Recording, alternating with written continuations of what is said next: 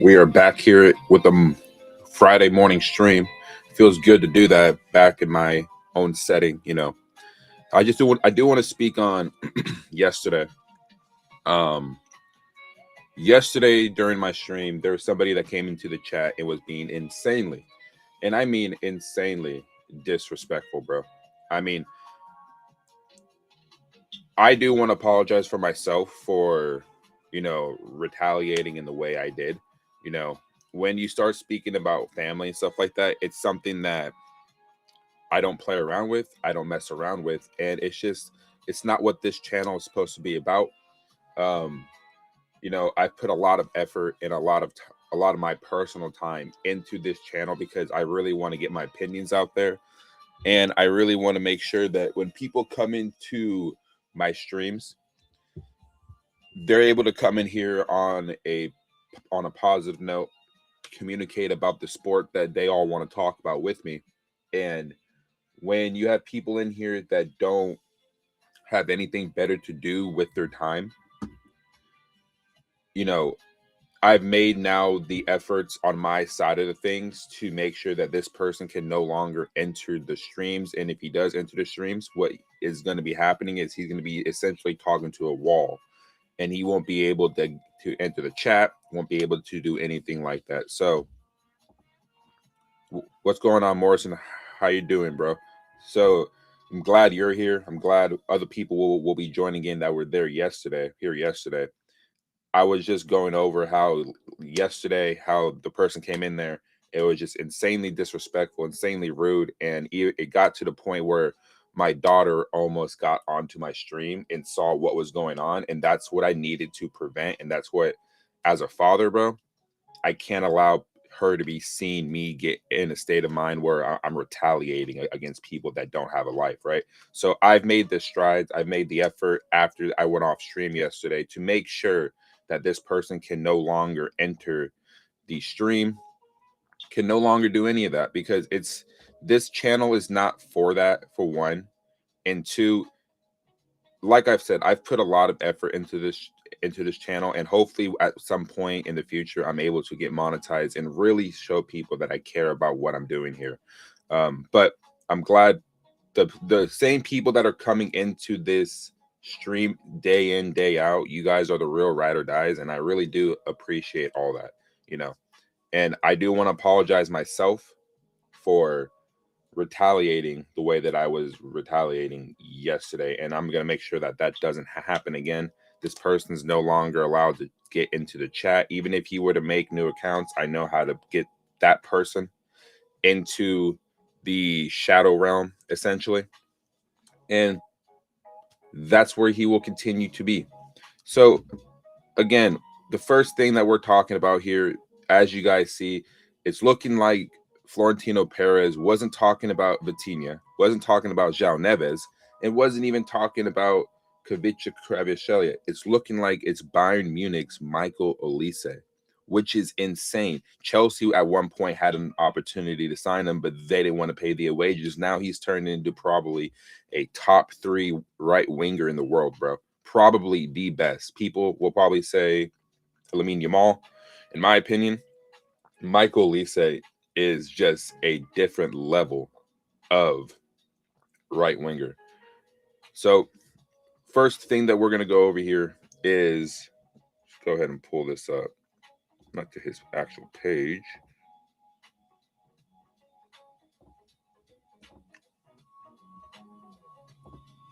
There we go. So, the first order of business that we're getting into here, bro. I mean,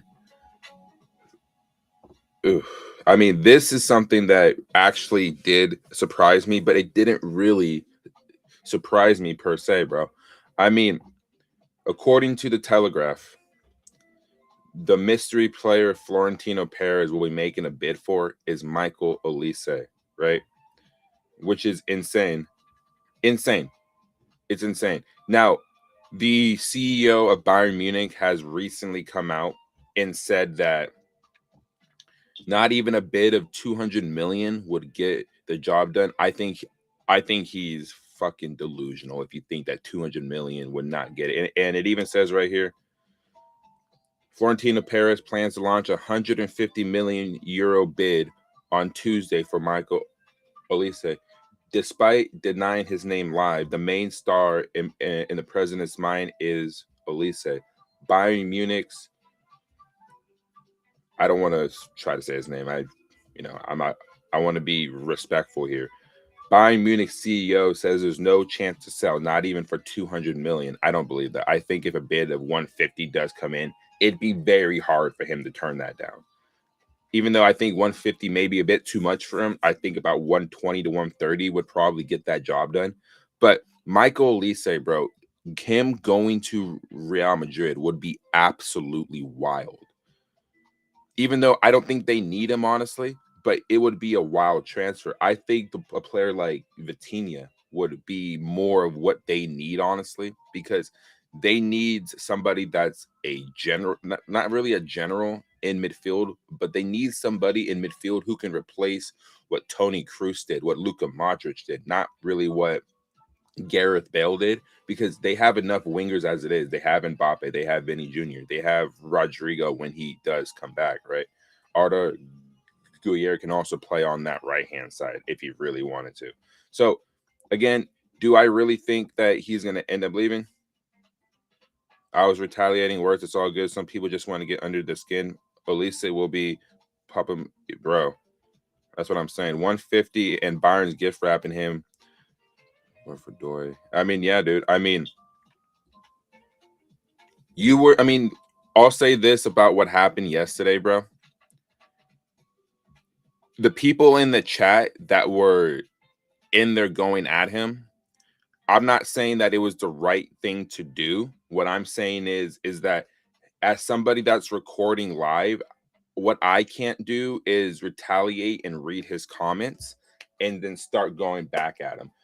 The thing that what I need to have in my chats, bro, is somebody who's a moderator that can actually filter out these people that are coming in and just get them out, right? Like, even like my girlfriend yesterday was watching the stream and she was getting to the point where she almost had to get in there and actually say something. But I told her, it's not, I don't want you to get involved and then say something. But she reported the comments, she reported the pages and all that stuff. And I appreciate that. I love her for that. So that's why going forward, she will probably be one of my moderators on here. And over time, people like you, people like Jeremy that came in there yesterday, over time, bro, I would like for you guys to be somewhat moderators on my channel, because you guys are consistent, you guys are respectful, and you guys talk about, and you guys stay on topic, right? And you guys are just trying to have a conversation about what's going on, right? Not about, if soccer or football is, a men's sport. Like, I'm not here to talk about that, bro. I'm here to talk about what the news is and what we can do to see this club get back to the pinnacle of the Premier League. That's what my channel is really about. It's not about talking about, men on skates. It really, really isn't.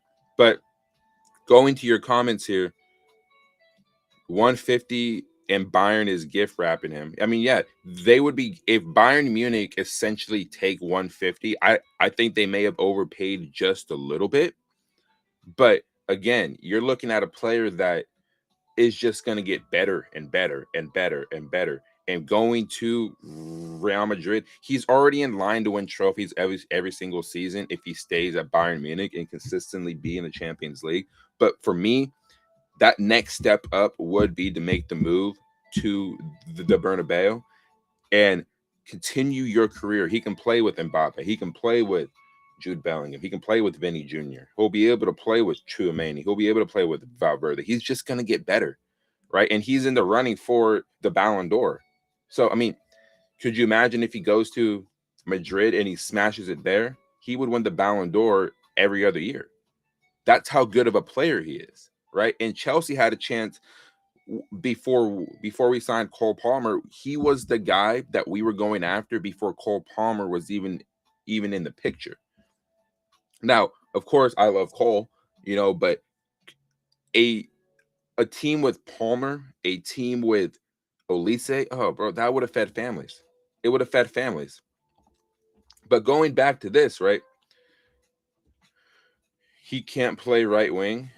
I also saw on the London is Blue Instagram like some breaking news and shit about Garnacho, which ended up being fake. But like it just made me laugh. And here he is right here. Right? Here's my thing. This is gonna effectively rule out Enzo Fernandez moving away from Chelsea, because I don't even think PSG, because if PSG don't sell João Neves or Vitinha, there's no other club that is going to come in right now for Enzo Fernandez, bro. Like there isn't, right? And you got J&R here. I'll show this here. Real Madrid are going to bid 150 for João Neves or Vitinha. Now he posted this 18 hours ago. And then he had another tweet earlier when Enzo Fernandez is twerking for them. Manchester City have Tonali as their backup option to Elliot Anderson. PSG want Matthias Fernandez. Speaks volumes about the Chelsea number 8. Now,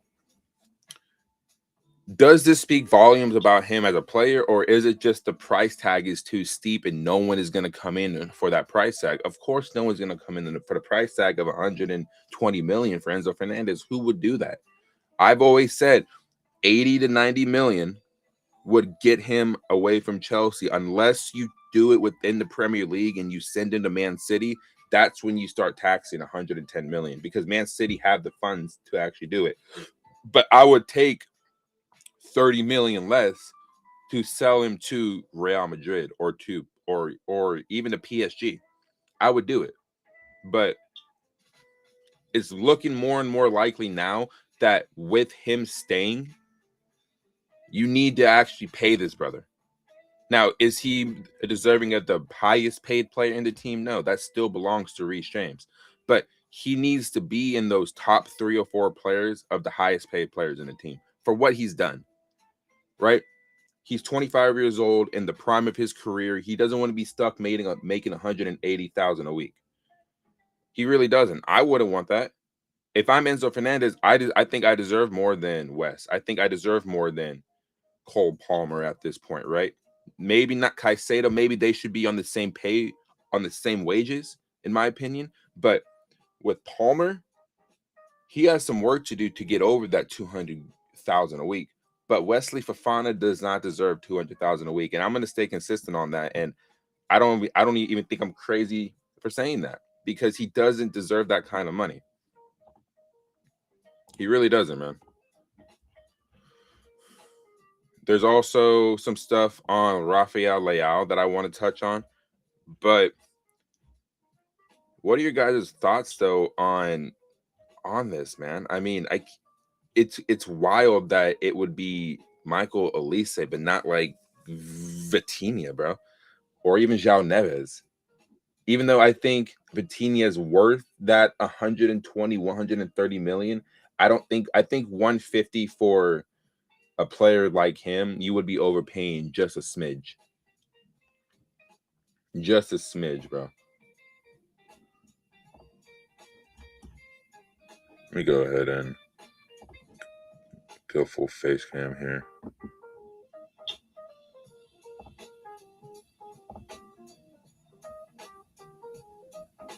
Yeah, man. I mean,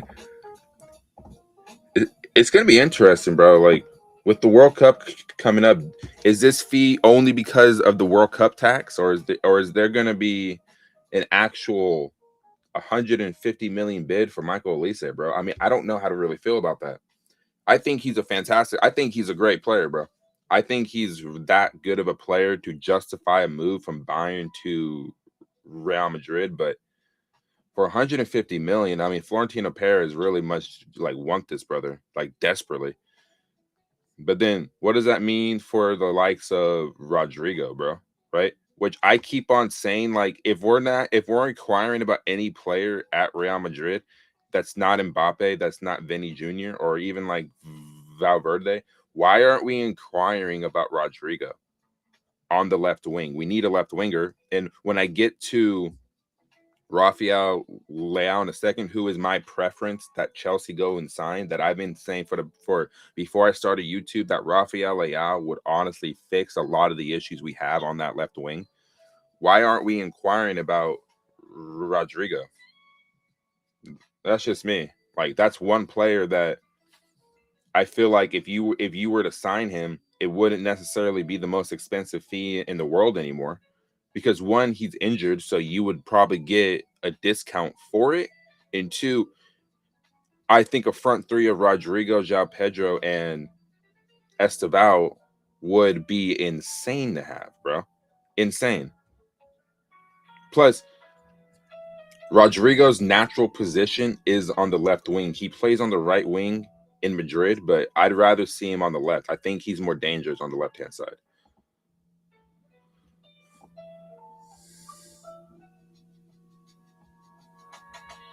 See, again, like a lot of people are starting to really doubt that Enzo leaves, and I've been saying this. It's a 50-50 chance, bro, that he stays. And if Real Madrid drop 130 to 150, they're not going to have the funds available, in my opinion, to just come back in for Enzo Fernandez unless you do a player swap. But I don't think Real Madrid at that point are going to look to ship out any of their players. If they were to go get another midfielder, I think Enzo at this point, you don't want Leao.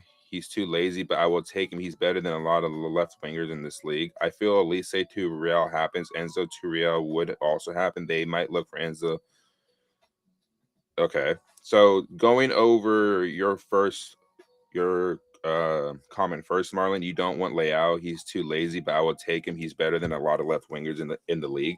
I mean, what I've always said about Leao, maybe the defensive work rate isn't the best, but when it comes to what he does going forward, we need a dribbler out there. We need somebody that when he is in the attacking third can take a risk and it's just shameless, right? And I say shameless, and he just takes players on. He doesn't care what he does. He takes a chance at somebody. He can get assists, he can score, and he's physical. Like what I'm not comparing Leao to Eden Hazard. What I'm saying here is this: when Eden Hazard was on that left-hand side, it was so difficult to get the ball off of him because of a low center of gravity and the ability to drive past defenders and just give them nightmares. I think Leao would give a lot of fullbacks in the Premier League nightmares to deal with. That's just me. Yeah. Olise is the Olise is the mystery man. It's crazy, bro. Like, no, I don't think anybody even thought that. Right? But I think Leao, he's been my dream signing on the left wing for the longest time, bro. Like, I think he's good. I think he's honestly, I'm not saying he's underrated. I think he's right where he's at. But I think a change of scenery, a change of clubs, and in a different league for him would honestly make him more, what's the word I'm looking for here? Because he plays with joy, right? He plays with a smile on his face consistently. But I think to rediscover his best form, I think he needs to come to the Premier League. He says he would also want to play in Spain, but for me, Atletico Madrid aren't going in for him. Barcelona don't need him, and Real Madrid have Vinny Jr. and Mbappe on the left wing. So I don't know if La Liga is going to be that league for him. The only destination he can realistically go to is the Premier League. But who's going to get him, right? The only teams that I can see realistically getting him is Arsenal if they really want to spend the cash on him. Maybe Manchester United, but they have Matthias Cunha on that left wing, which I don't think he's a natural left winger. And Chelsea, but Chelsea, out of those three teams, Chelsea desperately needs somebody on that left hand side. I feel Olise to Real happens. Enzo to Real would also happen. So, dude, do you think it would be a player swap if Enzo like leaves? A bit like an attacking DM or a CDM or ADM or CR7. Okay. Elise is a mystery man. Wow, yeah. Leao and Rodrigo will have salary issues. I mean, I believe that too. Honestly, those two players would command big salaries, but I think with Leao, I don't remember how much he was making at AC Milan. Let me see how much he was making that. Give me a second.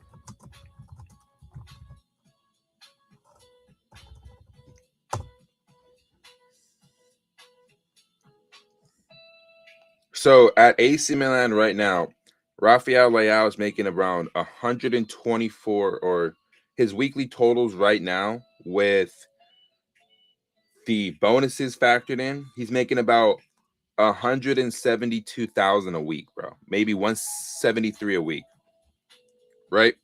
So he's making about 9 million a year. So my question to you guys is that he's making 173,000 a week. What would you give him, right? Like, what would you give him with no Champions League football, with none of that? What would you give Leao right now if he's on 173 a week? I would say give him 200 grand and then you call it a day, because you don't really need to give him that much. But what you would do with his contract, and this is what the ownership has been doing, is you would give him the incentive-based contract that you hit this marker goals and assists, you get us into the Champions League. Because if this team makes the Champions League, then you start seeing players, you start seeing players get more of a better contract in a sense. Jose is not one to work with Guyer, and so he can ship off one for Enzo. Arda Guyer, that would be interesting. You know, he wouldn't be a bad idea to go get. He's exactly what the profile and what Blue Coat want. He's young. He's a Turkish international. I mean, he's good. I wouldn't mind having him. I think he's honestly a crafty young player.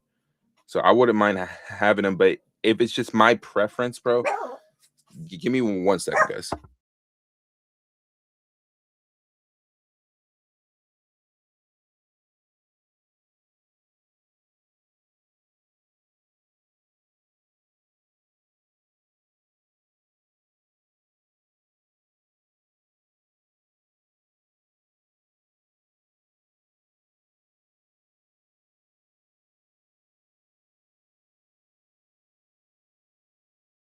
Yeah, I had to grab my dog so he wouldn't be barking while I'm streaming in here. But my preference, bro, is to keep Enzo Fernandez, honestly. But if you're talking about a swap and you go get like an Arda Guyer, I wouldn't mind it. But you need to bring some cash back in at the same time. That's just me personally. But for Rafael Leao, I'm gonna tell you guys, like, I would pay him 200 grand a week, but you have to put incentives in his contract so then he can get the salary he's actually looking for. But if he wants 250, 300 grand a week, Arsenal are there, Manchester United are there, even Liverpool are right there, right? So you can just go to those clubs that are in the Champions League and go get your 250 to 300,000 a week.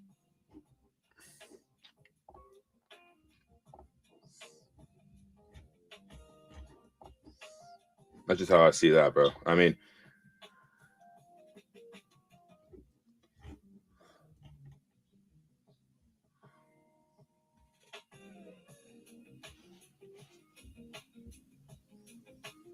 yeah, I mean, it is crazy though, man. I mean, we look at the situation with Enzo Fernandez, man, and it's like,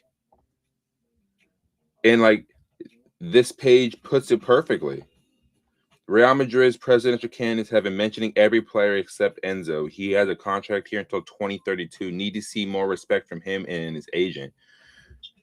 So here's my thing. I think his agent has also played a huge factor in why he's not able to get his dream move. I think his agent has honestly made it worse for him.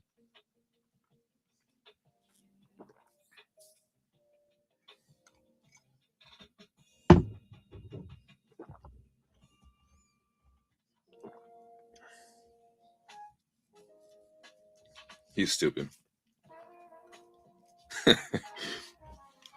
I'm sorry, but I find it absolutely genuine that no club wants Enzo Fernandez as their first choice. He generally thought he was going to Real Madrid after all the flirting. Bro, I think it's the price tag.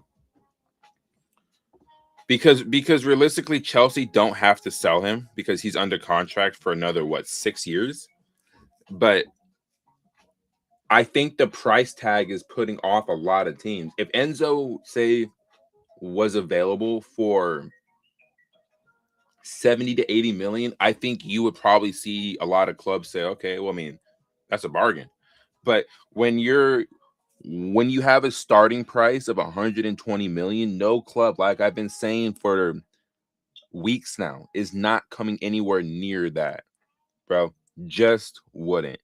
And I think Enzo is worth close to 100 million, but it's like no one is going to pay 120, right? If you come in with a package of 80 to 90 million plus add-ons, you would get Enzo Fernandez. But the fact that Real Madrid aren't going to do it, the fact that Man City have two other options now before him, and PSG, if they don't sell João Neves or Vitinha, there's no room for him, right? So again, he's going to end up staying at Chelsea next season. And for me personally, I'm happy with that. I'd rather him stay than force a move away where he may not even be the first choice and then he's not going to play. I'd rather him just play, get better, win shit with Chelsea, bro. Like he said earlier on in the season, my dream is to win the Premier League or the Champions League with Chelsea. Brother, you haven't done any of that yet. So you still have something to prove at this club in terms of what silverware you're winning. Then you get that job done. Real Madrid may come calling. Manchester City, if they actually really do want him, will come and get you. PSG will come and get you. PSG now are considered one of the elite clubs in the world. They have the same amount of Champions League titles as Chelsea, bro. They're there. They're no longer going to be mocked as you guys are a small club because you never won the Champions League. Arsenal, can't really say that about you guys. Atletico Madrid are pushing to sign Marc Cucurella from Chelsea with a transfer fee that could exceed 50 million. Barcelona and Man City are the other clubs interested. I think Atletico Madrid are going to grab him. So who's the replacement for Marc Cucurella then? Right? Like, who's that replacement? I don't know. João Hato is already there. So that's what I want to know. Who would you go and get? This is a cracker today, without a doubt. Could San Marino get their fourth win ever? Holy shit, bro. San Marino versus Bangladesh. And Bangladesh actually won their last game. You know what? If I'm predicting San Marino versus Bangladesh, I don't know any of the players on these teams. Let's go San Marino, bro, for real.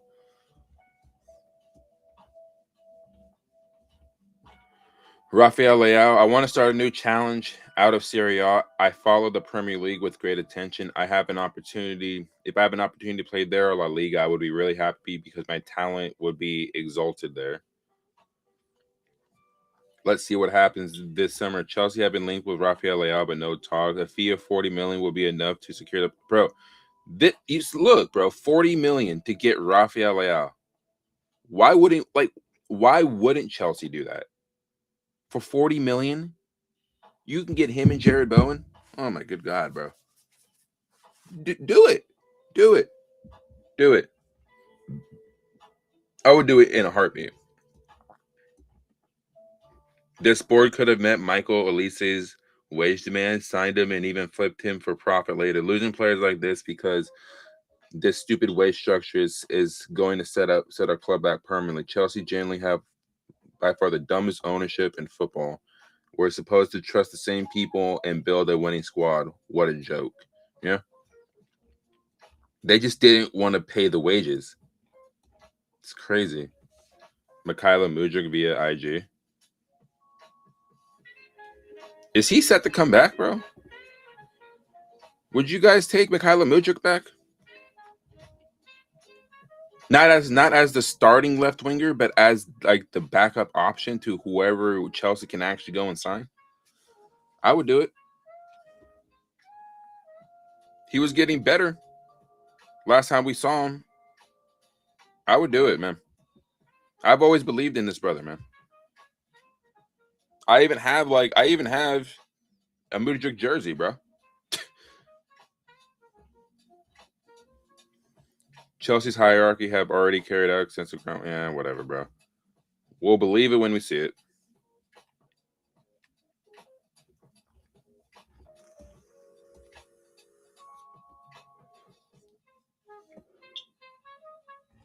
Okay.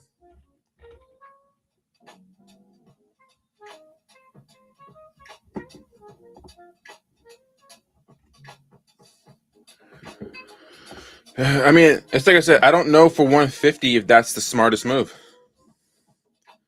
When I think Real Madrid should really be going after like João Neves or a Vitinha, bro. I don't think Michael Olise for 150 would be the smartest move financially.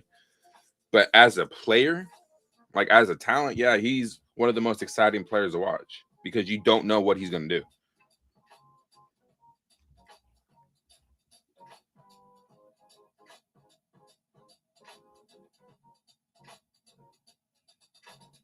Slightly alarming that Enzo is begging Madrid to sign him instead of doing it. They're in the media flirting with other players. They're talking about 150 million official bids for others, but don't want to spend the actual cash on it. They only want to do it with player swaps. That's really the only way that Enzo now goes to Real Madrid is if there's a player swap, bro. That's it. Like, there's no other way for him to actually go. Yeah, I saw this too yesterday, which was crazy. Those close to the lap accept he has not met expectations, albeit under difficult circumstances. How, bro? You got injured? I mean, Cole Palmer got injured too, bro. But Palmer had a better season than Liam Delap. But Liam Delap is just woeful. I mean, he's not a good striker, bro. The jump from Ipswich to Chelsea is too much of a jump. It's like I've been saying. If he made the move to say West Ham, or even if he went to like Newcastle, I don't think he would have had as bad a season than he had at Chelsea. He's not cut out to be a Chelsea striker. He just isn't. And I don't want to hear people say that it's the curse of the number 9 jersey. No. He's just not a good striker to play at Chelsea, bro. If he went to West Ham or something like that, I think he would have had a much better season.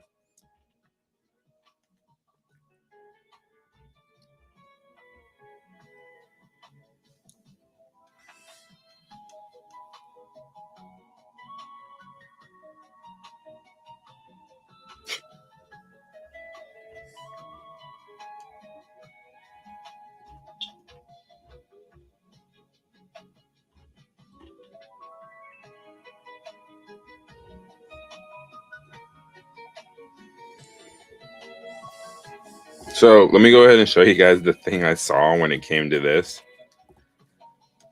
Breaking Alejandro Garnacho is the 150 million player that Florentino Perez was talking about yesterday. Bro, knock it off, man.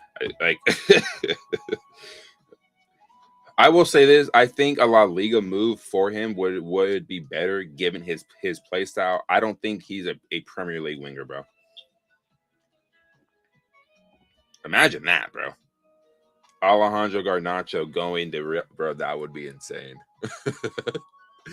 I think he's more suited for like Atleti or even like Villarreal or something like that. But Barcelona and Real Madrid should go nowhere near this brother, man. Manchester United fans were absolutely right about him, man. He's not a good winger, man.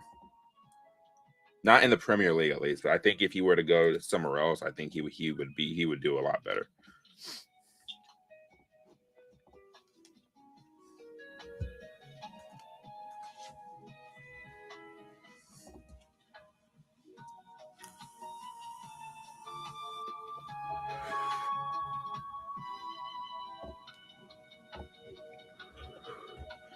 Yeah, bro, he's 100% in upgrade. I need to see Sun real quick. Need you to vote on this one. Bring no lazy undecided. I would bring him in a heartbeat. I've been on record saying this.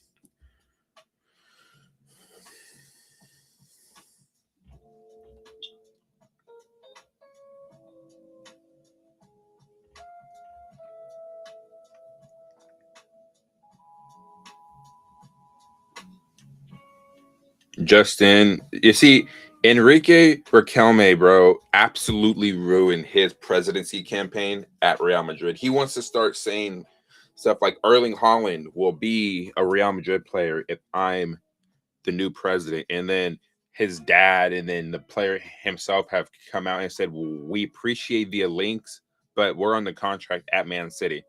And there's a release clause. Do I think Erling Haaland could go there one day? Yeah. I think he could end up in Madrid one day. I really do. But not right now. I think he still wants to. I think what Erling Haaland wants to do is break the all-time record in Premier League goals and then make the move because he's on course to do it, right? Like if we look at Erling Haaland's like goal record in the Premier League, right? It's actually nuts.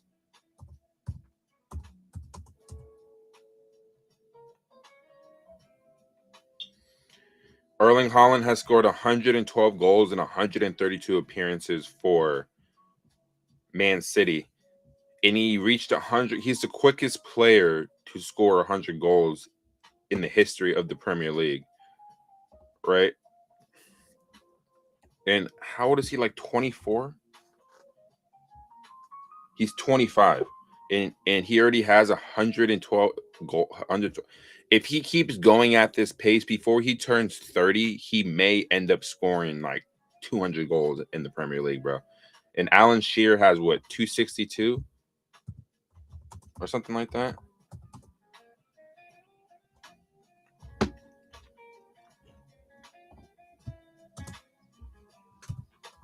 I think it's something like that.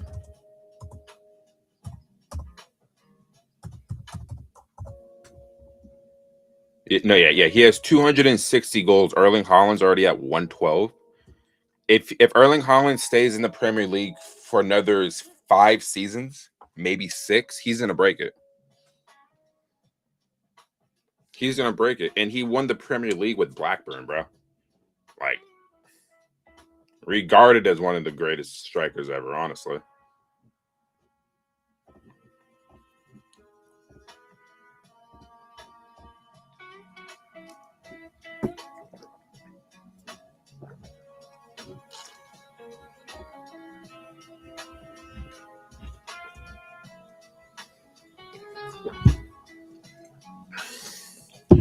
Rafael Leao to Sport TV Portugal. I played injured for 4 to 5 months in a position that isn't mine. I want a new challenge. He should come to Chelsea, bro. Please, please.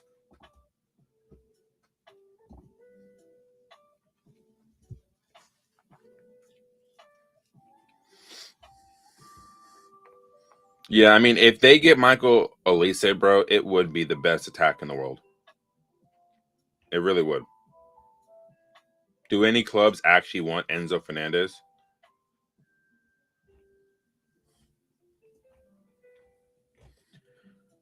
I think Mark Cucurella is gone. I think Enzo at this point, especially like I keep saying, if we keep getting in the transfer window starts in 10 days, right? If we get into August and the Premier League season starts, Chelsea are not selling, bro. Not that late into the window, because at that point, Xabi Alonso would already want his squad set. And if Enzo's still here at the start of preseason when he comes back from the World Cup, depending how far Argentina get in the World Cup, I don't think he's leaving. I've said it's a 50-50 shot, but with the reports we're seeing today of Michael Olise is the guy they're looking at, and the only way that Enzo leaves Chelsea at this point is if it's a player swap. I think he's staying, bro. Mark Cucurella is different. I think Mark Cucurella he's far cheaper for one. Two, you have your replacement already in Joao Hato, so you don't really need to go out into the market realistically and go get a replacement. But you do want somebody there as a backup to him because I think Joao Hato is going to end up being one of the better young players next season. He had a good first season in the Premier League and with Chelsea. Next season, I think he makes that leap into being one of the best young players in the Premier League. Honestly, I really do. I think he's honestly very good. He had one slip up in in the in the Champions League, and like young players are gonna make mistakes. That's fine. But since that point, he's been exceptional. He was April's player of the month, right?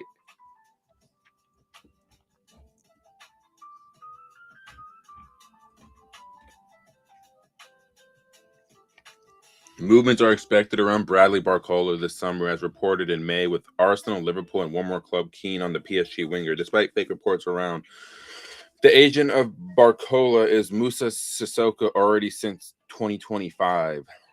Where does Barcola end up? Right? Like, where does Bradley Barcola end up at? Because I think his time at PSG is over. In my opinion, he's gonna probably end up at Arsenal, man. And that would be a wicked signing, bro. He would fix their left wing issue. Gabriel Martinelli wouldn't see a sniff of game time, in my opinion. I think Gabriel Martinelli is one of the most overrated wingers in the Premier League, bro. The fact that he gets in there over João Pedro is nuts, bro. Over João Pedro in the Brazilian squad is nuts, bro. I don't understand that. The disrespect João Pedro has suffered in terms of that, man, is crazy. Cannot believe that.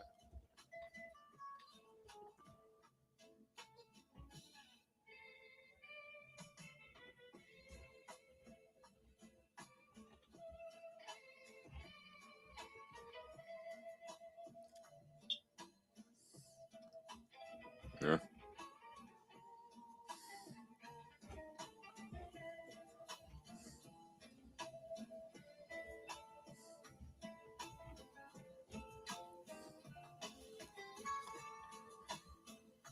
Roger, do I have an agreement with Enrique Riquelme to join Real Madrid? I'm here to speak about the World Cup. Everything related to my future will have to wait. And like, this is what you should be doing if you're a player. I'm focused on the World Cup, bro. Like, I'm not trying to talk about like where I'm going to be playing my club game at. I'm trying to focus on helping Spain win the World Cup. And Spain as of right now are my favorites to win it.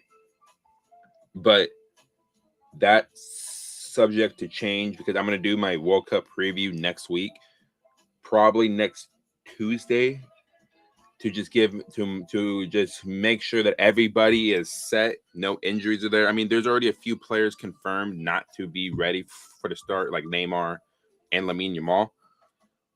So my preview for that will happen next Tuesday, or on Tuesday rather. Cole Palmer and Esteban in the Nike World Cup advert. Yeah, and both players aren't even going to the World Cup, bro.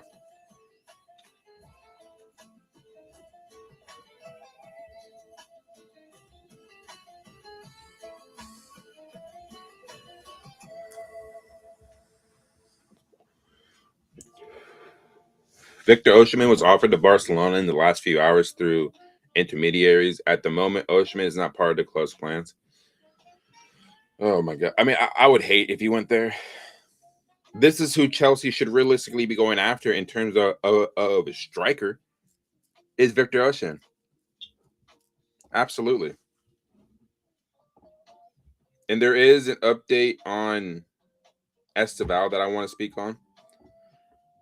Esteval confirms he is recovering much quicker than expected. 2 weeks ago, I had my second MRI, and the doctor asked if I was in pain or if anything was wrong. And I said, "No, doctor, I'm super relaxed.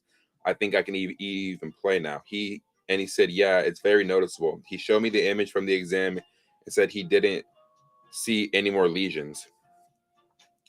He said that he doesn't know what happened because at this stage, it shouldn't be so well structured as it is. He said he didn't even know why the doctors wanted me to have surgery. So it looks like he's recovering very, very well. But you still need to be careful with this brother. Remember, man, he's only 18. Somebody who's 18 years old and has suffered a grade 4 hamstring injury, you need to be careful with that. Like, we saw what happened with Reece James already, right? 10 different hamstring injuries in his career. Like, you cannot continue to run players into the ground. And I just think it's just the amount of games these players are playing is why you're seeing so many injuries nowadays. But Esteval should not be playing in preseason. He needs to just make sure he's 100% fit, ready for essentially the third or fourth game of the Premier League season. Don't even have him in the squad the first 2 games of the season. But he needs to recover well, because I think he is one of the glimmers of hope that we have in terms of the players that you want to protect this player at all costs. He's too important for what Chelsea want to do in the future. He even says here, the Chelsea owner said he wanted me to have surgery, but he's refused that. Esteval on the decision to refuse surgery. I had an injury where I tore 80% of his hamstring. Damn. And the Chelsea doctors wanted me to have surgery. Even the Chelsea owner said he wanted me to have surgery. But together with my parents, and I always say that it's very important to have people you love by your side, because it's very difficult to make these decisions because you are surrounded by a lot of pressure and the other things. I chose not to have surgery. It's a procedure that will take time. God is in control. Even he knows Igbali can't be trusted. Yeah. Xabi and Esteval without Blue Coat will cook. Can sense in the area he's cooking next season. Esteval under Xabi Alonso could even be more dangerous than what we've already. And I've already said this, bro. Esteval is gonna look absolutely insane under Xabi Alonso. I think he's gonna look insane, bro. Especially if you're not playing him week in, week out, then yeah, you're gonna see him just cook. But if he's starting it, at some point he will be starting every game on that right wing. But as a young player, you need to bleed him into the Premier League gently. And we just cannot continue to run these young players into the ground, because at some point when he gets into his early 20s, mid 20s, who's to say that he'll still be here? Teams like Real Madrid, teams like Barcelona are going to be looking at him like, you know what? We could probably get this brother, but he's going to be expensive as hell. He's going to be in the running for a Ballon d'Or one day. He's going to end up being one of these players that all these Brazilian people were talking about, that he's probably the next great generational player that's going to come out of Brazil. Like Neymar, like Ronaldinho, like R9. Not comparing him, saying that he's on their level yet, because he's got light years to go to get to that point. But Esteval is on course, and he has the potential to be the next great Brazilian talent that we have seen. And it's great that we bagged him, honestly. It really is.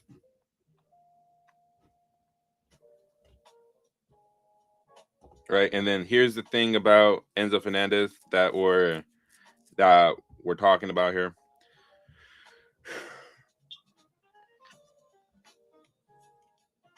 I mean, it's like I said, man, there's no shot that he's leaving unless it's a player swap.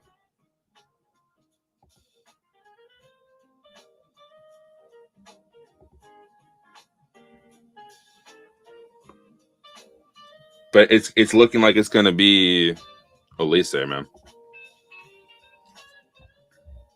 So let's talk about this. Right. I think his final goal tally for this season was, let me take a look at this.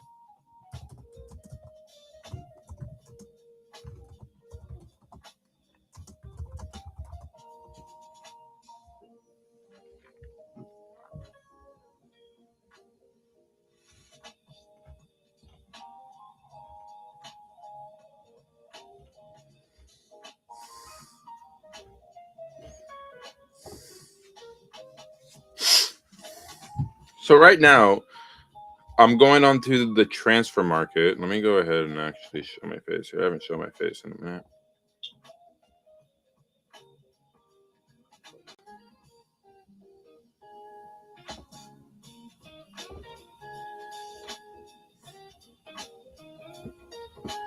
All right. So his value right now is around 90 million. And in terms of what he did this season, right?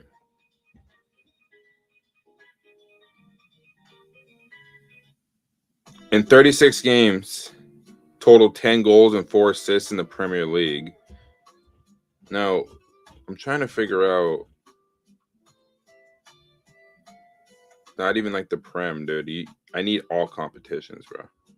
Because he did more than in just that.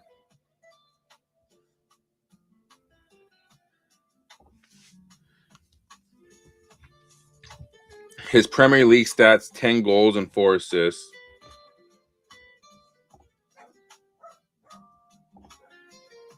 In the Champions League,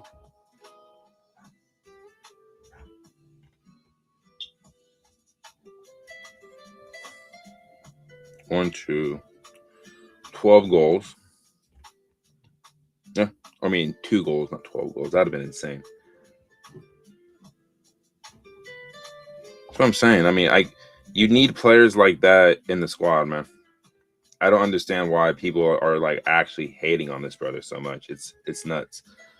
If it's because he's publicly twerking for Real Madrid, I just think that argument needs to be put to bed at this point. That's just me.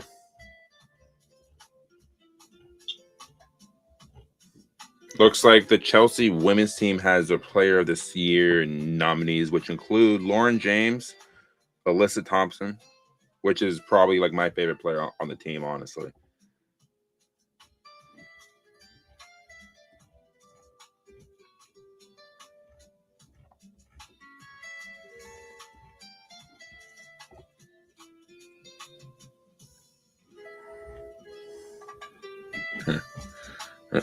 That's interesting. Okay.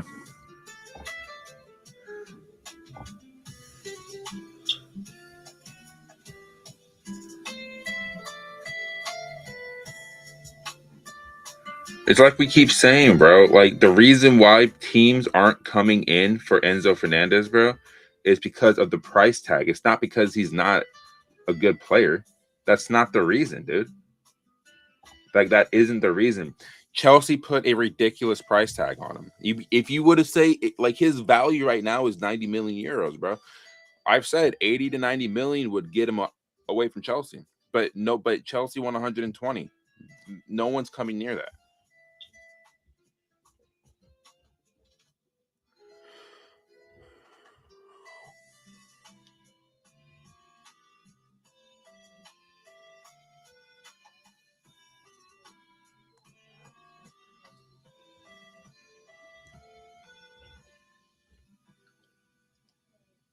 Yeah, Eunice, it is making sense. It all makes sense. No wonder Jose went to that game and in and out of Berlin in 24 hours too. Yeah, because Michael Olise at this point looks like he's going to be a Real Madrid player next season.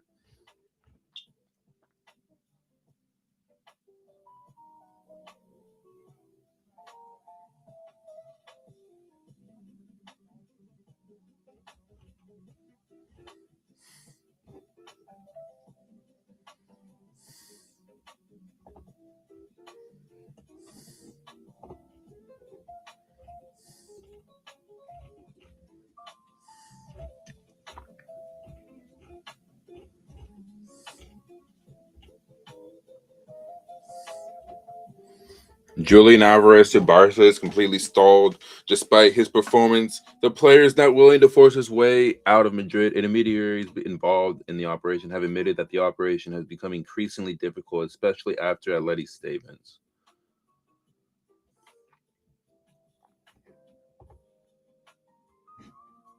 Enzo staying, you're back. What's going on, bro? Enzo is staying.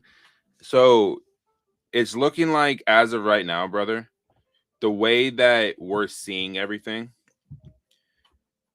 Florentino Perez is going to be making a crazy bid, it looks like, for Michael Olise. And the only way at this point that I'm seeing and that a lot of people are seeing Enzo leaving is if Real Madrid do a player swap, because it looks like the only club he wants to go to is Real Madrid, because PSG aren't going to come in for him. Man City have 2 other options ahead of him. And Real Madrid, like we've been saying, and like a lot of other people have been saying, the only way that this move happens is if there's a player swap. But who are Madrid gonna offer up that Chelsea want, right? I've been saying that we should inquire about Rodrigo, But if it's not him, Valverde would be the option in my eyes that you go and get. But Real Madrid have already come out and said that they probably wouldn't do that swap. Camavinga is an interesting idea because he can play as a DM and he can also play at left back. But the way it's looking, bro, I don't think he's leaving. That's very good news. I mean, I'm a big Enzo Fernandez fan, bro. I think he's honestly a very good player. And there's people on Twitter and there's people on like this platform that are just shitting on the guy. And it's like, you take him out of the squad, and we've seen how dreadful you take his goals, you take his contributions out of the squad. Chelsea are fighting relegation, bro. They're fighting relegation. Like like that's a fact. For this season specifically, we would have been fighting relegation. Next season, if he truly does stay, right, and you sell the deadwood in the squad, I've always said you don't have to sell Enzo Fernandez or João Pedro to generate transfer funds. You don't have to do it. You can sell Mark Cucurella. You can sell Liam Delap. You can sell Malo Gusto. You can sell Garnacho. You can sell Badia Shield, Tosin, Flip Jorgensen. You can sell these players and generate transfer funds to get players through the door that Xabi Alonso could have realistically used. But I've been on record, and I said this a few days ago. Do we trust the board to actually allow Xabi Alonso to get the players he's looking for? No, we don't, right? You're still seeing links with players who are 16, 17 years old, bro. Our first official signing that we have is Valentin Barco. Like, I'm excited to see what he does, but that's not the kind of player that I'm looking for in terms of what we need in this team right now. If you had 2 or 3 established midfield players in your squad and then you sign Barco, I'm okay with that. But if you're keeping Enzo and you have Caicedo, what I think this team needs to go do is get a proper defensive midfielder that allows Caicedo to push up the pitch a bit more and allows Enzo to push up the pitch more. Caicedo can be that box to box. Enzo could be that advanced number 8. And you have that DM that just sits in front of the back line, that sits there and destroys passages of play. I'd rather see Caicedo win the ball high up on the pitch because we saw that against Spurs earlier in the season where he wins the ball from Spurs center half, dribbles up 2 or 3 more yards and finds João Pedro, and that's the only goal of the game. That's where I would like to see Moises Caicedo play a lot more because he has a shot on him and he has good crossfield passing, good passing range. He's physical, you know. So, and he's a monster, bro. Rodrigo is injured. No, Valverde is club captain, and Jose plus player Jose will. I'd rather have Guyer in that Enzo deal. Ardo worked well with Alonso prior. I mean, that's the only way that Enzo leaves is if you're doing a player swap. The only reason why I'm mentioning Rodrigo is because I just don't see anybody else mentioning him in terms of players we're inquiring from Real Madrid. Chelsea are desperate for a left winger. My first preference is Rafael Leao, but the second idea, why aren't we inquiring about Rodrigo? I know he's injured, but when he comes back, he's not going to be injured for the rest of his career. I'm saying for a guy that wants to be playing in his natural position on the left wing, Chelsea should be inquiring about him also, along with who did you say? With Valverde, with Arda Guyer. Like, those are the players you should be inquiring about. The amount of money we could produce selling played. I mean, like I said, you don't have to sell Enzo or João Pedro in order to generate transfer funds. Now, selling Enzo would be a massive chunk of that of that transfer revenue, but you don't have to sell him because it's like I said, no team is coming in for 120, bro. Like, if Real Madrid are willing to pay 130 to 150 for Michael Olise, there goes their transfer budget, even though they have money to spend up the ass because they are the most famous club in the world and they have the most money to spend. But Florentino Perez isn't about to dish out 250 to 300 million on 2 players, bro. He just isn't. Huge Rodrigo fan, but he will be coming back from the ACL, so no at this time. Yeah. I mean, if he wasn't injured, I would be inquiring about that immediately because we were linked last season with the move to get him. But again, Chelsea weren't going to pay 80, 90 million and pay the wages that he was on at Real Madrid. And like, I think, and one of my best friends, bro, is a Real Madrid fan. And he's even said that they're willing to sell him, but it's only because he's injured. If Rodrigo's not injured, you're probably having a different conversation, right? I'm fed up with buying young flops. We need players that will make an impact. Guyer would make a good impact. Yeah, I mean, he's a good player, man. Like, I like watching him play. I think he's very good, and Turkey is in the same group as the United States in the World Cup, so I'll be able to really get a good look at the brother when Turkey played the U.S. in the final group game. You know, I wouldn't mind having him. It would give Cole Palmer something to think about, absolutely, because they play in the same position. That would give me some. That would give him something to think about. Like, this brother's on another level. I need to up my game. I think Cole Palmer needs real competition in that attacking mid role, bro. Because Enzo Fernandez is not an attacking midfield player. He's an advanced number 8 that should be getting into the box, and he was. We saw what Enzo was doing this season. Box crashing ability, taking shots from outside the box, which is what midfielders should be doing, not trying to pass around everybody.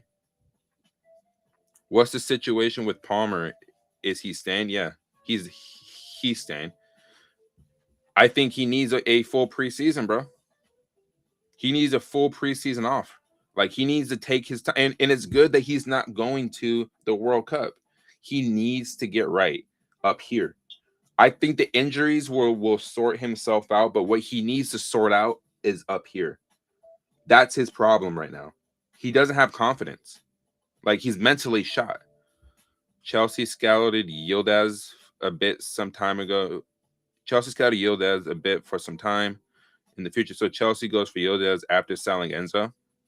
Keenan Yildiz is also a player that I haven't really spoken a lot about because I just think that deal would be incredibly expensive. But he would be bro.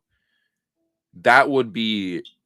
I would jump out of my seat if I saw a here we go that Keenan Yildiz has signed for Chelsea. You know, but I think if Enzo leaves at this point, it's a player swap. Would you send him down to Juve? Would you send him down to Italy? I don't know. No, Juventus aren't in the Champions League next season. How much would you realistically get him for, though?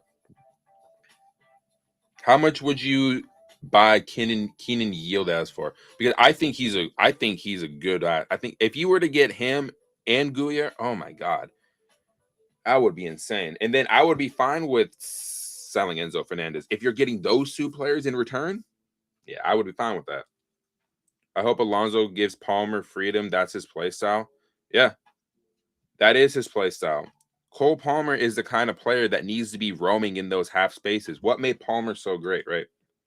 The ability to get in between the midfield and in front of that back line in those half spaces, and the ability to turn, find those players that are making runs, making those needle threading passes.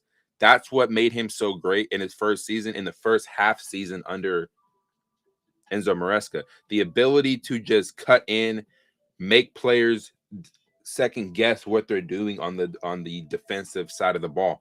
Palmer is not an overrated player. You can't say a guy's overrated if he scores 4 goals and a half. You can't call a guy overrated if he's able to score 5 goals in a game. You can't do that. Like, you cannot do that, right? He has the ability to flip the game on a dime when he wants to, but I think his problem right now, put the injuries away. Yeah, the Club World Cup did show that. And who was the manager during that time? Enzo Maresca. But the difference with that was that Palmer was also playing off that right-hand side. He was playing off that right-hand side, and at times he would also play on the left-hand side and cut in, right?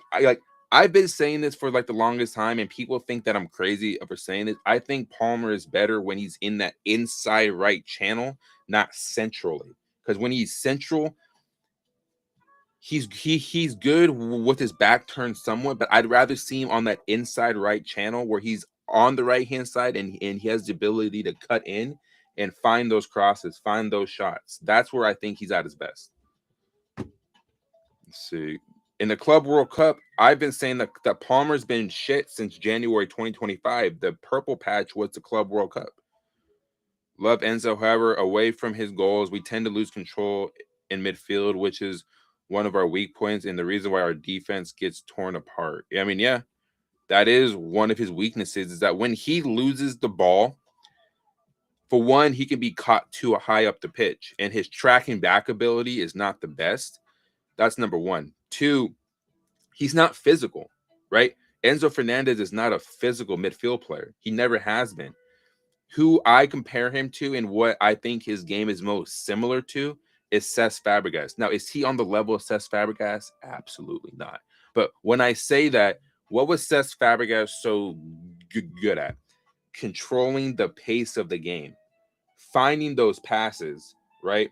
One of the greatest assists in Premier League history came from Chelsea, bro.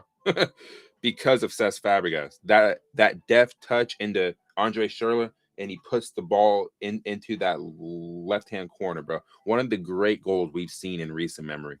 But Cesc Fabregas was also protected by N'Golo Kante and Amanda Matic, right? He was covered by two solid physical defensive midfield players.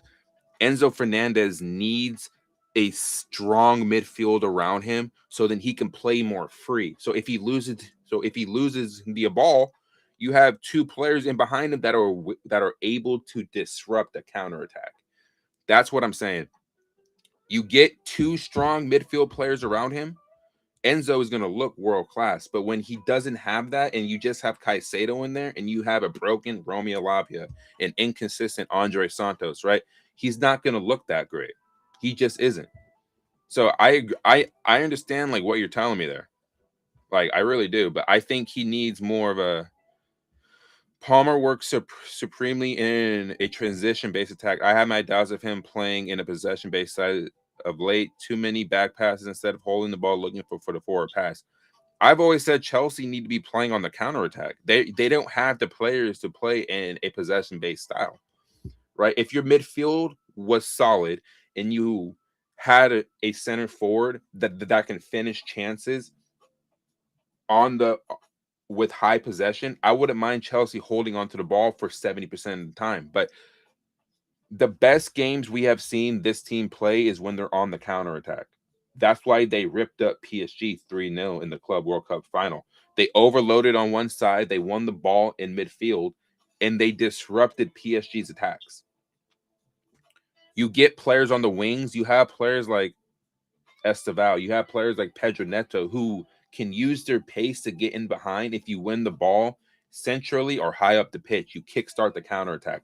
Palmer is so good at finding those quick passes in behind. This is why I miss Nicholas Jackson so much, right? Nicholas Jackson was also the guy that could sit there and press their back line and win the ball and kickstart counterattacks. Now, is he the most clinical finisher in the world? Absolutely not. But what he did so well was leading the press from the front. And that's what you need your center forward to actually do. João Pedro, as much as I love João Pedro, he's not the kind of center forward who's going to lead the press. You put him in a front two with Nico Jackson and João Pedro, that would have been a completely different story this season. It would have been. And João Pedro could also drop deep, play alongside Cole Palmer. You have Nico Jackson as your striker. That's what you could have done this season, but they didn't want to do it because they wasted 30 million on Liam Delap, who says he wants to prove himself. What more do you need to prove, bro? We've seen enough. You scored 2 goals in all competitions. One of those goals was against Barcelona, but that goal had to go to VAR. It's not good enough, man. I think a lot of Chelsea fans owe Nico Jackson an apology. Jason, we really need a 6, too many 8s in the side. Maybe that needs to be addressed. Maybe sell Santos, Enzo Lavia, and get one top 6 left winger and I mean, look, I'm not saying that we shouldn't sell Enzo. I'm saying that the only way he leaves now at this point is if it's a player swap, right? We do have too many eights. I think you sell Romeo Lavia and Andre Santos at this point. Maybe Andre Santos on a loan, but I would rather sell those two before I sell. I think you also mentioned yesterday we should go after Adam Wharton. If Adam Wharton is in this side, I wouldn't mind that. That would be a person I would go after. Absolutely. We we need a top defensive midfielder, like you said, and we need a left winger, Rafael Leao. That's my preference, but you guys have other preferences, and that's fine. That's why we have the conversation about it. And a center half. Marquinhos should be one of those center halves that we should be looking at. Bastoni, LaCroix over at Palace. Like those are the three center half options I have in mind because Konate is gone. He's going to Real Madrid, which is crazy because Chelsea should have been all over that. As a free transfer, you're just paying the wages, but this ownership's not going to pay wages.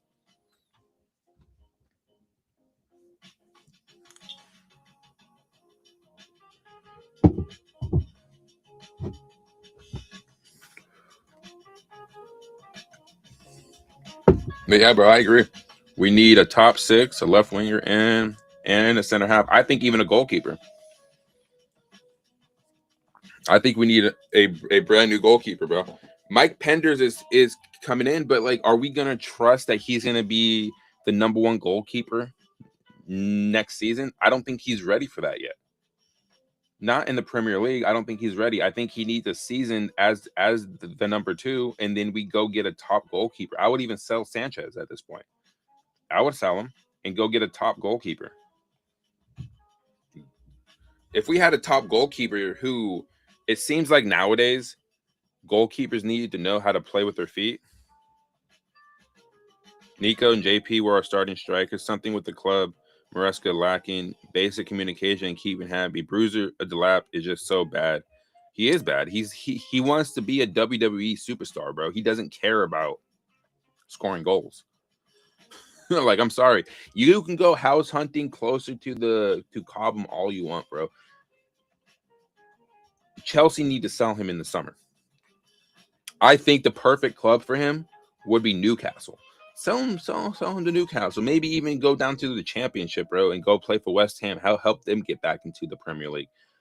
It's crazy that Tottenham are able to convince Andy Robertson and other players to join their club, and this is why people think that Spurs are going to finish above Chelsea next season because they're going to end up finding a way to sign players that Chelsea couldn't sign because of the wage structure, bro. And it sucks to say that because fuck Tottenham, bro. But it's like at least they're making moves in the window to make their team better. We haven't seen one good signing yet at this club. Besides João Pedro, besides Caicedo, besides even Palmer and Enzo and Esteval. Those are the only good signings we've had at this club in 4 years. That's not good enough.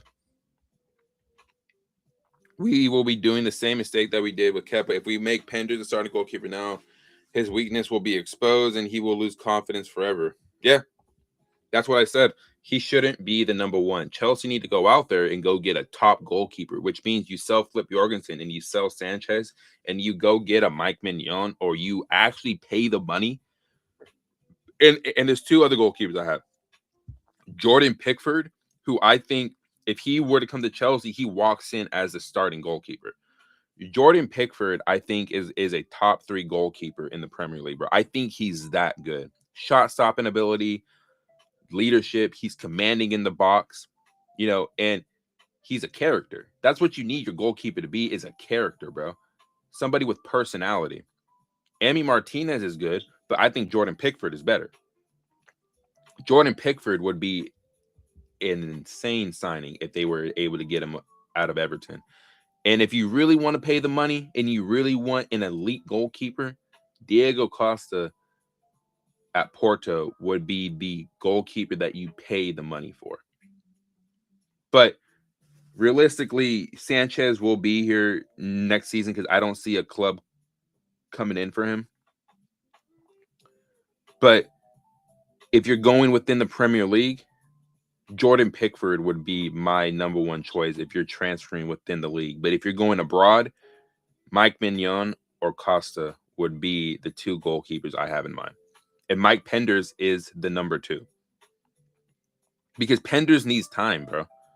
You can't just throw him into the fire and then expect him to be the best goalkeeper in the league. You can't expect that. He's still too young. He had a good season at Strasbourg. That's fine. But you need to develop him the right way. Goalkeepers is a mental game, right? Once you lose confidence, your game is shot. And that's what happened to Robert Sanchez. He gets benched because Liam Senior is trying to see who his starting goalkeeper is. Flip Jorgensen starting in the Champions League against PSG away was one of the worst decisions I've ever seen. Honestly, it was one of the worst decisions ever.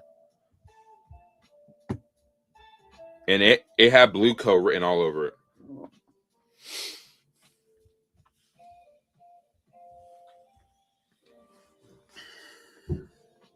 See what's going on Twitter, bro. I haven't really checked in a minute.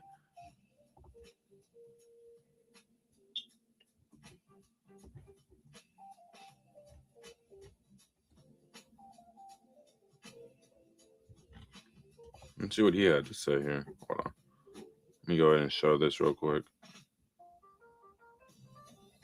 John Obi Mikel also met with Igbali like a few days ago. I think at the Champions League final. I think Cole is more than that. He's got a lot of... Do you think Cole Palmer should stay? Do you think he will stay at Chelsea? Listen, we all love Cole. I think Cole is fantastic. He's a lovely player, great player.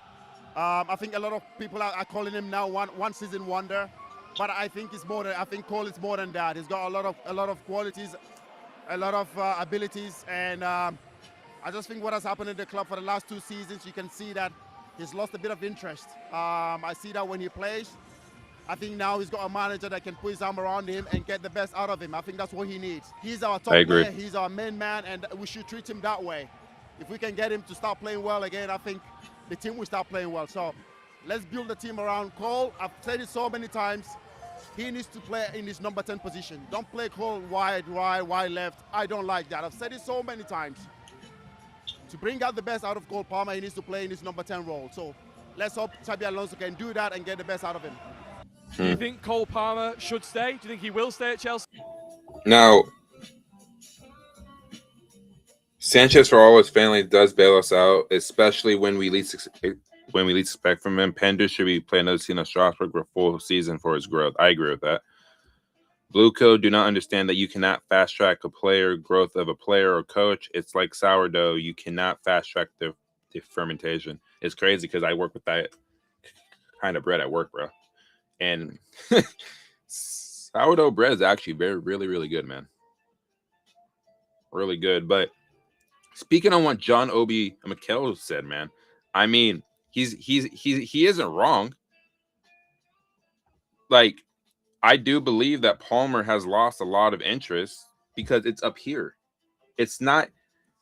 I think it's up here with Cole Palmer, bro. I really is. I don't think it's necessarily his game. Even though he hasn't been good, I think it's up here. He's lost a lot of interest because the team around him is just dreadful, right?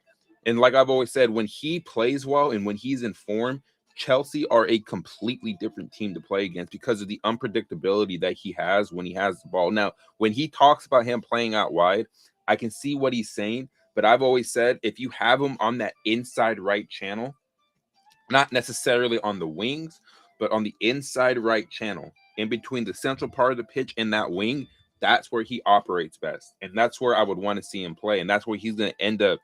And you see the heat maps of Cole Palmer. He likes to play on that inside right channel. So he can cut in, find those crosses, take a shot from outside the box. The last goal of the season, he scores from outside the box. Now, should the goalkeeper have actually saved that? Yes. But when he takes shots from outside the box, this is why I encourage players to shoot, because you never really know if the goalkeeper is going to make the correct save on it or the correct decision on what he should do with the ball. Palmer needs to be playing in the number 10 on the inside right channel. That's where you're going to get the best out of him. And you put players around him that can play off of him. João Pedro would be a great example. Nicholas Jackson when he's reintegrated back. Because I don't think any club is going to come in for him at all. I think Nico Jackson will be in the squad next season, and we're going to see that connection again between him and Cole Palmer. That's what I want to see. They have 77 goals and assists between each other. That is not by accident, right? You're supposed to build off of that. You are. Like, that's where Chelsea were a lot different with Nico Jackson and Cole Palmer in the same team. You can't play a midfield of Enzo, Caicedo, and Cole Palmer as your midfield three. That's not going to work. It's not going to work. There's not enough defensive structure in that. There isn't.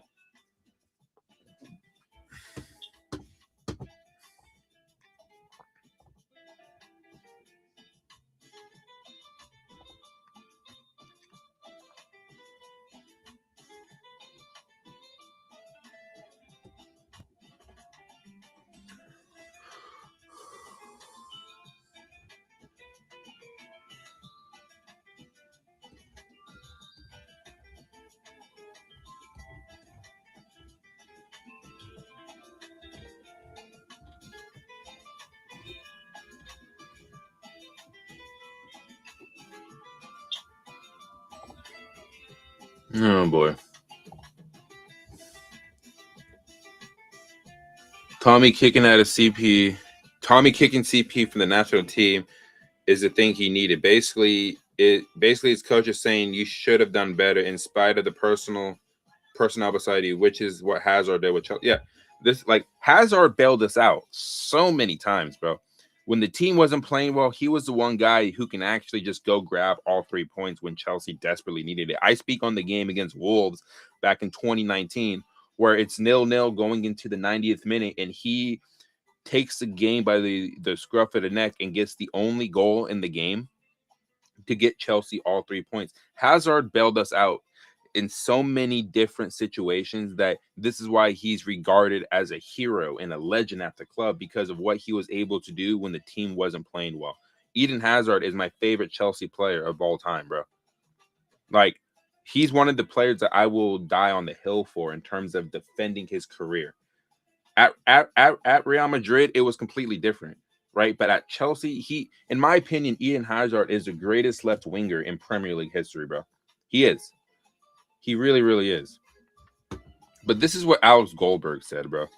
Now, people may agree with him. I don't think he's the best voice for the Chelsea community, especially on the American side. But he said no, super talented, but he's almost 27 years old, hasn't shown any desire to this point of actually wanting to make good on his ability. Very unserious and horrendous off the ball. I agree with the horrendous off the ball. The idea of him is far better than reality. This is where I disagree with him on it.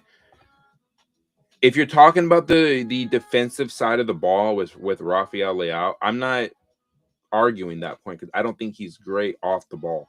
But when it comes to going forward and being a risk taker and being a dribbler and being dynamic going forward, I think he's a player that we should absolutely need. And I just think he needs a change of scenery. He said himself he wasn't playing in his best position at AC Milan. If you're asking him to just play on the left wing and just be the chaos creator on the left wing, I'm okay with that, because at the end of the day, if they have a good defensive structure in behind, you're not asking him to play left wing back. You're asking him to play left wing, right? That's what you're asking him to do. I would rather see Rafael Leao on the left wing next season than Jamie Gittins, Alejandro Garnacho, even Pedro Neto, bro. I would rather see Rafael Leao on the left wing rather than those 3 players I just mentioned. I really would. I understand what Alex Goldberg is saying, but I don't agree with it. Really. At least on the other part of it.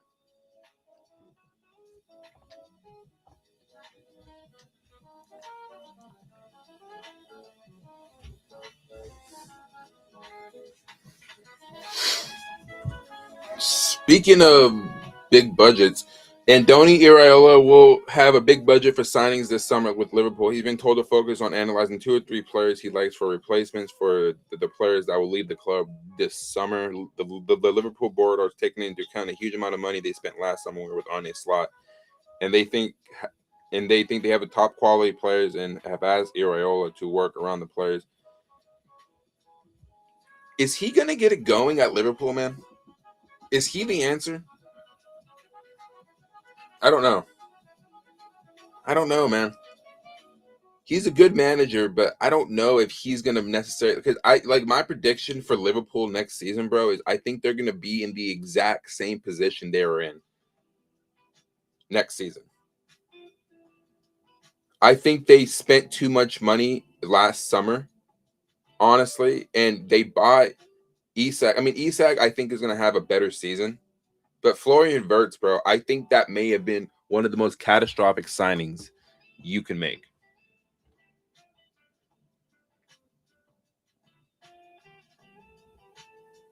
Yeah. Leao was made to play as a center forward last season, and he did pretty well, in my opinion. Alex is criticizing for the sake of I mean, I think he's a clown, bro. I always say this. I'm American. He's American too, but I don't think he's the best voice for the American Chelsea community whatsoever. I think for a guy now who is criticizing the ownership, he's the same guy that was reportedly partying with the owners after Chelsea won the Club World Cup, bro. Like, you want to talk about a guy that's flip-flopped. Alex Goldberg is that guy. But Rafael Leao is not a striker. He's a left winger.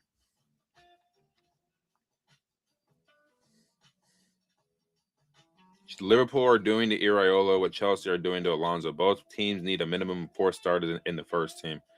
Yeah, this is why I said Liverpool are going to be the exact same team next season as they were this season, hovering around those Champions League spots. And it makes you wonder, right?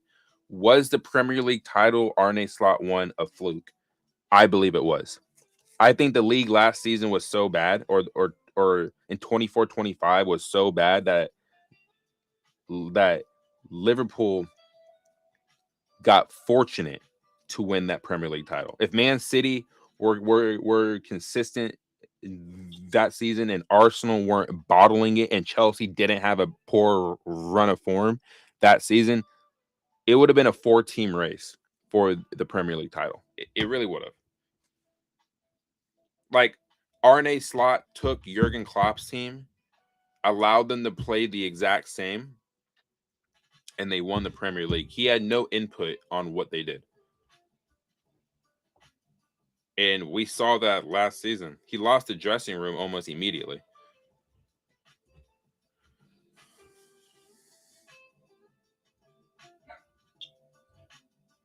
Let's see what he says. Obviously, the model of the. What do you think has gone wrong at Chelsea this last year or so? What's gone wrong? Everything. I think obviously the model of the recruitment from the owners hasn't worked. The system hasn't worked clearly, and we can all see it. So I think we just need to go back to basics. We need to go back to what we are, who we are, which is, getting all those young players, experience, bringing in a bit of experience into the team, mix the team up with youth and experience. I think that's what we need. We need that. We need the players, the young players, to learn from the top players. Obviously, we need characters. We need leaders in the team, and that's what we don't have right now. So hopefully the owners can do that this summer, bring in some top quality players. I think we've got a good manager now. Xabi Alonso, I think, is a young, talented manager. He will bring out the best of this young team. So, and he needs time as well. We need to give him time. So let's see what happens. But I do think the model did. I think the most important thing here is that with Xabi Alonso, and I'm gonna stop streaming in about like 2 or 3 minutes, but Xabi Alonso, he needs time, bro. Right? He needs time. Right? I mean, we can't jump the gun if he gets off to a bad start to the season, because it's going to be expected that every team has a bad run of form.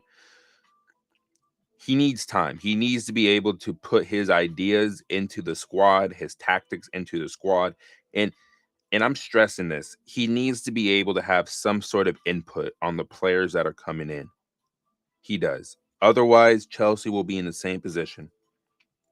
And as a fan, and Chelsea fans don't want this, they don't want to be fighting in mid-table. They want to be challenging for the major honors. The benefit of now having one game a week, no Europe, is that they have a week's rest in between games, which means the full focus should be focusing on being consistent in the Premier League. And the cup competitions, they need to try to win either the FA Cup next season or the League Cup.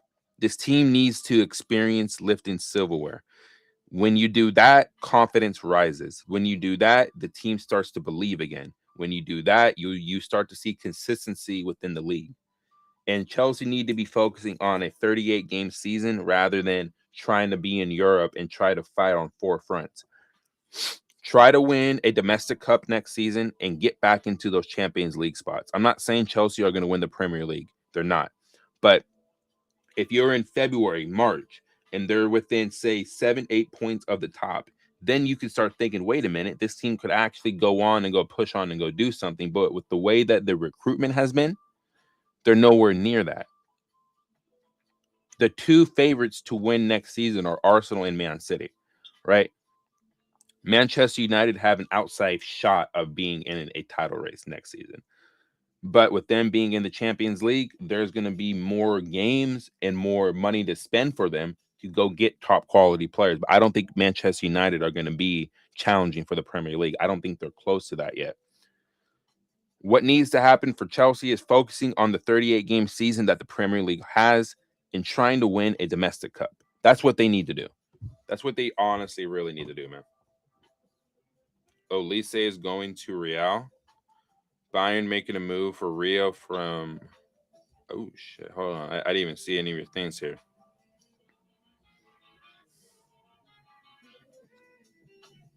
I don't think Slot winning the title was a fluke. It was him getting every ounce of the players he had. Basically, he had a second Jose Senior perfection dip was bound to happen considering players' age. But I think when you spend $500 million though in the transfer window, you have to repeat as champions. But I see what you're saying. Bayern making a move for Rio from Liverpool. I saw that. Ornstein banger. Olise is going to Real. Ooh. Let me go ahead and look up his page real quick. Because I did see that, actually. Bayern Munich are exploring a move for Rio Emangoa, 17-year-old wing of primary Bayern target for left side, aware of pursuit, no contact yet between clubs. Liverpool insists not for sale, plan to strengthen attack rather than weaken. I mean, if Bayern sell Olise to Real Madrid, they're going to have the funds to basically give Liverpool what they want. Luis Diaz is still there, though. Serge Gnabry is there, but he's injured. This would be a crazy transfer. Do you think he's ready, though, for the move to Bayern Munich?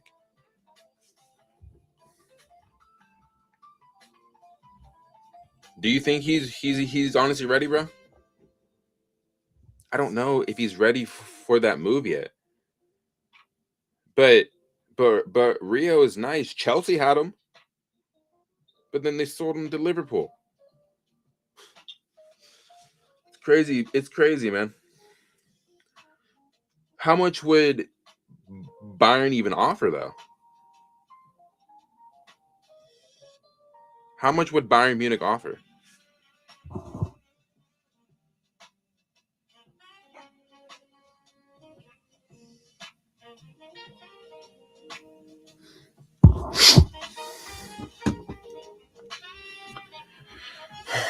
But I should be on later today on my lunch probably. I'll probably do a stream there.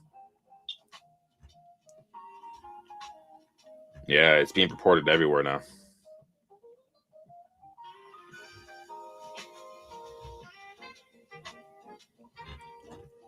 Okay. All right. Well, Rio is ready, I feel, considering he will be getting help from Diaz too. Yeah.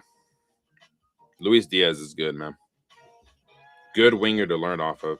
But let me go full screen real quick after this. El Rio has not been stupid. Instead of Chelsea, he would have been played. Yeah. Yeah. On a free, too, bro, which is nuts. All right. So I'm going to get on out of here. I appreciate the engagement, brother. I really, really do.